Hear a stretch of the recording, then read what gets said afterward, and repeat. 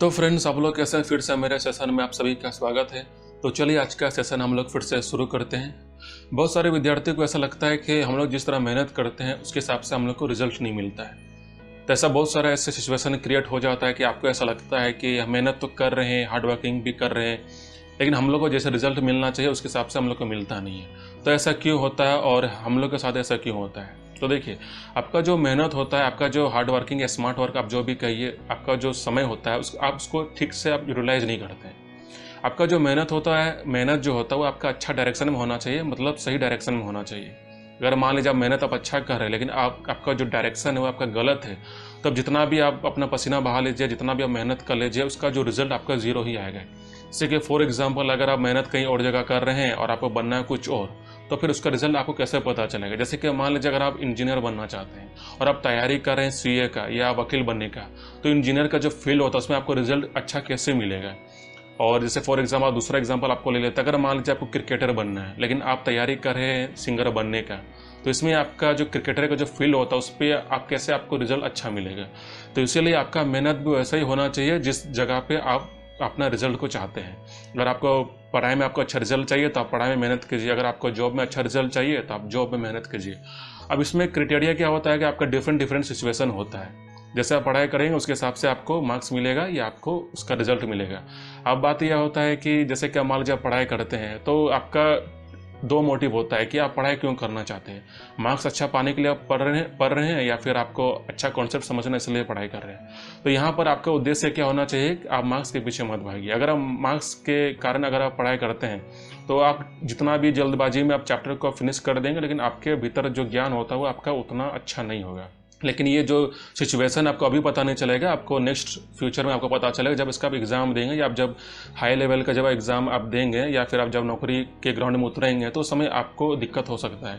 तो इसलिए सबसे पहले आपको अभी से ही समझना होगा कि आप जब भी कुछ टास्क बना रहे हैं या आपको किसी चीज़ में आपको रिजल्ट चाहिए तो उसमें आपको फेथ होना चाहिए और आपका जेन्युइन मतलब आपको श्रद्धा दिखाना होगा। अगर मान लीजिए अगर आप अच्छा श्रद्धा नहीं रखते हैं अपना पढ़ाई के सिचुएशन में या आप किसी फील्ड में, तो आपका उसका रिजल्ट आपको खराब ही आपको आएगा। जैसे कि मान लीजिए आपको लगता है कि हम जैसे मन तैसे हम टास्क को या एक्टिविटी को हम निपटा लेते हैं और जैसे मन तैसे हमको रिजल्ट हमको आ जाएगा।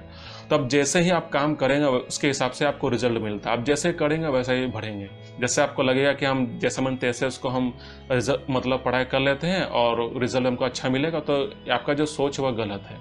जैसे आप पढ़ाई करेंगे उसके हिसाब से आपको रिजल्ट मिलता है।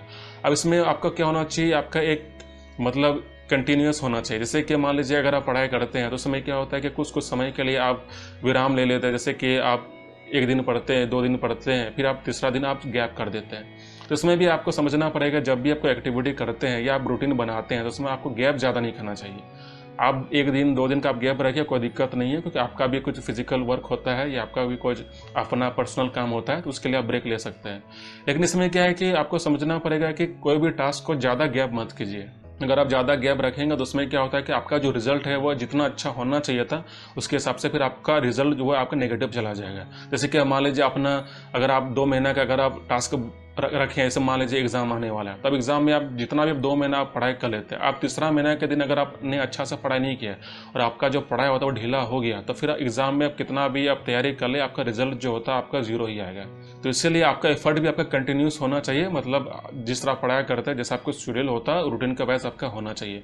आप बीच बीच में गैप रखिए 1 या 2 दिन, ठीक है, लेकिन उसको ज़्यादा लंबा गैप मत रखिए। नहीं तो क्या होगा, जितना भी आप समझे हैं, जितना भी आपके भीतर जो कॉन्सेप्ट्स आप समझ के जो मतलब रखे हैं वो आप समय के अनुसार या समय के बाद आप उसको भूल जाएंगे। क्योंकि देखिए, कॉन्सेप्ट को समझने के लिए भी आपका रिवीजन होना बहुत ज़रूरी है। अगर मान लीजिए अगर आप 1 दिन पढ़े, 2 दिन पढ़े, फिर तीसरा दिन आप नहीं पढ़े, फिर आप चौथा दिन नहीं पढ़े, फिर पाँचवां दिन आप नहीं पढ़े, तो ऐसे करते करते क्या होता है कि आपका पहला दिन का जो कॉन्सेप्ट है वो आपका मतलब आप भूल जाएंगे, तो आपका मेमोरी से आपका इरेज हो जाएगा। तो इसलिए रिविज़न आपको टाइम पे आपको करना होगा। तो जैसे आप रिवीजन भी आप टाइम पे करेंगे तो उसके हिसाब से आपका रिजल्ट भी फ्यूचर में आपका बहुत ही अच्छा होगा। तो इसीलिए आप ऐसा मत सोचिए कि जिस तरह मेहनत करते हैं तो उसका रिजल्ट हमको उतना क्यों नहीं मिलता है। तो इसका वजह यही हो सकता है, क्योंकि कभी कभी आप मेहनत तो अब अच्छा करते हैं लेकिन नेक्स्ट डे क्या होता है, आपका जो विल पावर है आपका कम हो जाता है या आप उसको छोड़ ही देते हैं। तो इसलिए कोई भी एक्टिविटी को, या चाहे वो पढ़ाई का हो चाहे वो जॉब का हो, आपको बीच में आपको छोड़ना नहीं चाहिए। आप कुछ समय के लिए आप रेस्ट ले सकते हैं, 1-2 दिन के लिए, कोई दिक्कत नहीं है, लेकिन उसको ज़्यादा लंबा मत कीजिएगा। तो चलिए आज का सेशन हम लोग यहीं पर एंड करते हैं।